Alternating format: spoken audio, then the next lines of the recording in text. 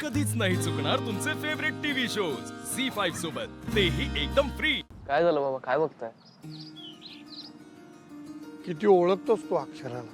अहो, लहानपणापासूनची मैत्री आहे आमची, बेस्ट फ्रेंड आहे ती माझी, आणि खरंच खूप घट्ट मैत्री आहे आमची। मी कधी एकदा भारतात परत येतोय आणि तिला भेटतोय असं झालं होतं मला। काय झालं होतं ना, अमेरिकेत गेल्यानंतर सुरुवातीला आम्ही पत्रातून बोलायचो, पण हळूहळू पत्र येणं कमी झालं आणि मग डिस्कनेक्टेड वाटायला लागलं।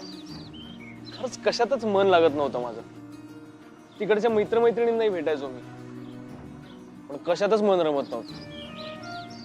नंतर 2-3 जॉब सुद्धा स्विच करून बघितले। मला वाटलं नवीन ठिकाणी गेल्यावर, नवीन जॉब घेतल्यानंतर जरा बरं वाटेल, पण कसलं काय, उलट आणखी उदास होत गेलो। असं वाटायचं आयुष्यात काय अर्थच राहिला नाही आता। इतका तडकाफडकी अमेरिकेला का निघून आलो? अक्षराशी एकदा शांतपणे बोललो असतो ना, काहीतरी सोल्युशन नक्की निघालं असतं। मूर्खासारखा वागलो मी, त्यामुळे सतत स्वतःला दोष देत राहायचो।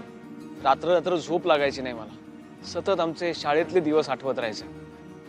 मला आठवतं अक्षरा शाळेत सगळ्यात पुढे असायची, म्हणजे गृहपाठ पूर्ण करणं असू दे, स्पोर्ट्स असू देत, वक्तृत्व स्पर्धेत तर दरवर्षी नंबरात यायची ती। आणि बाबा खरं सांगतो, मला काय अभ्यासाची गोडी वगैरे अजिबात नव्हती, पण अक्षरामुळे अभ्यास करायला लागलो मी। तिच्यामुळे ट्युशनला जायला लागलो। म्हणजे मी कधी गृहपाठ केला नाही ना, तर मला ओरडायची आणि अभ्यासाला बसवायची, अशी छडी घेऊन एखाद्या शिक्षकासारखी। बाबा शिक्षक होणं हे तिच्या रक्तातच होतं नाही? अरे शिक्षकी पेशा तिला आवडायचा, तिला तो स्वीकारायचा पण होता, आणि शेवटी झाली ती शिक्षिका। बाबा अक्षरा मला ओरडायची, फार छान वाटायचं मला तेव्हा। मग हळूहळू आम्ही मोठे झालो आणि मग मला जास्तच आवडायला लागली ती। मी अनेक वेळा तिला हिंट्स दिल्या, पण तिला कधी कळल्याच नाहीत त्या। मग जेव्हा अमेरिकेत जायची वेळ आली, तेव्हा मला खरंच तिला इथे सोडून जायचं नव्हतं। खूप समजावलं मी तिला, अमेरिकेत चल माझ्या बरोबर, तुला काय करायचंय ते कर, शिकायचं ते शिक। पण ती नाही म्हटली, कारण तिला हा देश सोडून, तुम्हा सगळ्यांना सोडून यायचं नव्हतं। खूप राग आला होता मला तेव्हा, इगो हर्ट झाला होता माझा। मी तिला म्हटलं, तुला नाही यायचं ना, नको येऊस, मी जातो, तुझ्यासारख्या भरपूर मुली मिळतील मला तिकडे, असं रागात बोलून गेलो होतो मी। पण तिकडे गेल्यावर कळलं की अक्षरासारखी कोणीच नाही। तिकडे खूप मुलींची मैत्री झाली माझी, पण मला असं लक्षात आलं की मी त्या सगळ्या मैत्रिणींमध्ये फक्त अक्षराला शोधतो, पण कुठल्याच मुलीमध्ये मला अक्षरा सापडत नव्हती। आणि तेव्हा मला लक्षात आलं की जिथे अक्षरा नाही तिथे नाही थांबायचं। मला तिथे गेलं पाहिजे जिथे अक्षरा खरंच आहे, आणि म्हणून मी तिकडचं सगळं सोडून भारतात परत आलोय, फक्त अक्षरासाठी। अरे तू अमेरिकेला गेलास त्यावेळेला ती एकटी होती, आता तिचं लग्न झालंय, ती एकटी नाहीये। ठीक आहे बाबा, काही प्रॉब्लेम नाहीये। अरे ती खरंच एकटी नाहीये आता। मला माहितीये बाबा, तिचं लग्न झालंय, तिला सासर आहे, नवरा आहे। आता एवढंच नाहीये, मग ती आता 2 जीवांची आहे।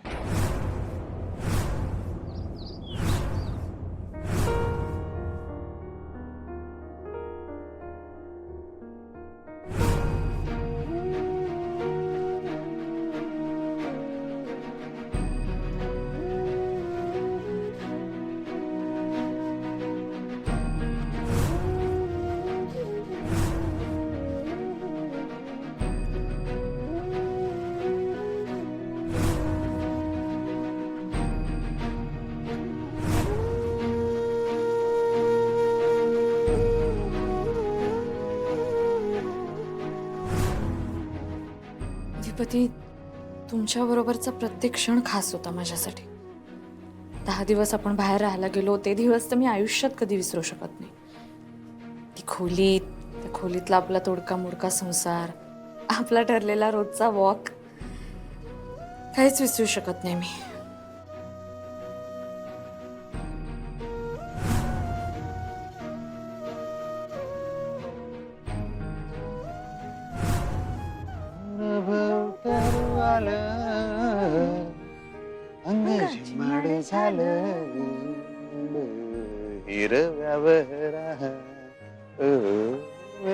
मला खरंच खूप छान वाटतंय हो, मला आवडतंय हे सगळं।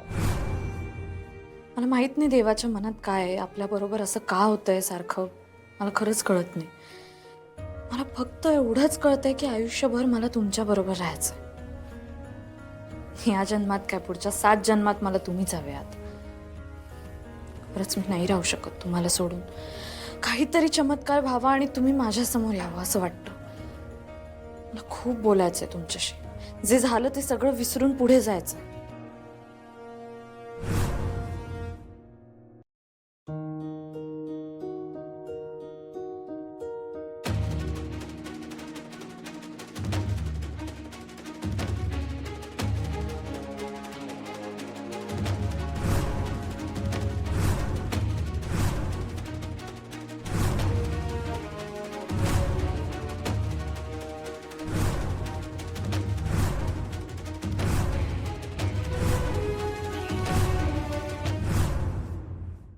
अक्षरा आई होणार आहे. काय? अक्षरा खरंच? हो. मग ही बातमी तिने मला का नाही सांगितली? हे म्हणजे अजून कुणालाच सांगितलेलं नाही तिने बाहेर. का? ही गोष्ट तिला अधिपतींना आधी सांगायची होती आणि ती सुद्धा भेटून. ओ ओके.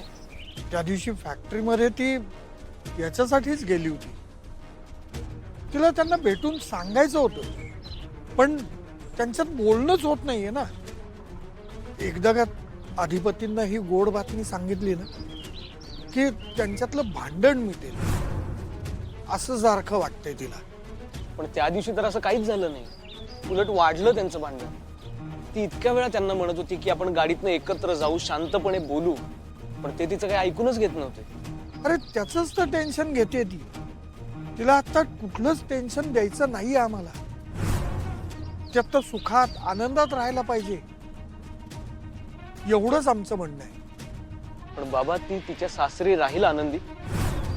नाही. मलाही तेच वाटतंय बाबा. म्हणूनच मी म्हणतोय काहीही झालं तरी पुन्हा तिला त्या घरी पाठवू नका. मलाही तेच वाटतंय. बाबा एक सांगू? बोल ना. अक्षरा माझी खूप चांगली मैत्रीण आहे आणि आता हे सगळं कळल्यापासून तर मला तिची जास्त काळजी वाटते. आणि मी त्या भुवनेश्वरी मॅडम बद्दल पण चौकशी केली. फार डेंजर बाई आहे म्हणे ती. बाबा प्लीज अक्षराला त्या घरी पुन्हा एकटीला पाठवू नका. आणि आता मी अक्षराला एकटं सोडणारच नाहीये. मी एकदा जी चूक केली ती मी पुन्हा करणार नाहीये. मी अक्षराला तिच्या बाळासहित ऍक्सेप्ट करायला तयार आहे.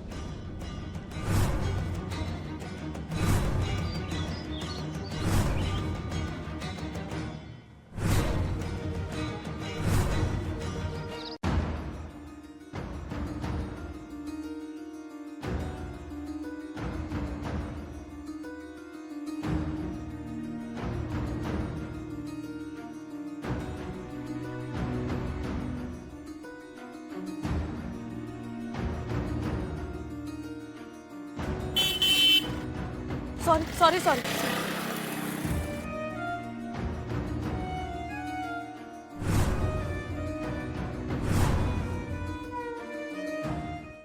झी5 ॲप डाउनलोड करा आणि पहा सर्व एपिसोड्स एकदम फ्री.